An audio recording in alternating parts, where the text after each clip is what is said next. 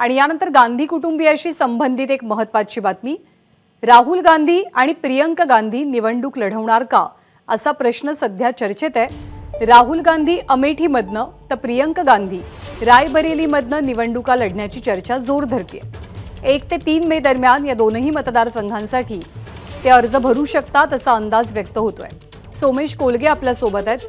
सोमेश, हे दोनही गांधी कुटुंबियांचे पारंपरिक मतदारसंघ आहेत। राहुल आणि प्रियंका गांधींची कशी चर्चा सुरू आहे? ज्ञानदा, राहुल गांधी वायनाडमधून निवडणुका लढत आहेत, त्यामुळे वायनाडमध्ये उद्या मतदान होणार आहे। आता जी माहिती मिळते सूत्रांकडून त्यानुसार उद्या एकदा वायनाडमधलं मतदान झालं की मग राहुल गांधी पुन्हा एकदा अमेठी लोकसभा मतदारसंघातून त्यांचं नामांकन भरू शकतात, अर्ज भरू शकतात आणि 1 ते 3 मे हा जो कालावधी आहे, या कालावधीत अमेठी मतदारसंघासाठी लोकसभेचे उमेदवारीचे अर्ज भरता येणार आहेत, कारण 5व्या टप्प्यानंतर तिथे निवडणुका होत आहेत।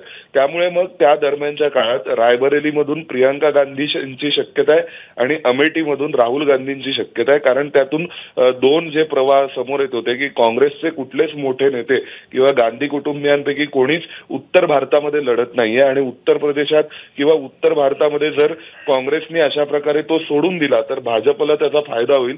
त्यामुळे अनेक तिथल्या नेत्यांचं असं म्हणणं होतं की गांधी कुटुंबियांनी इथे लढलं पाहिजे।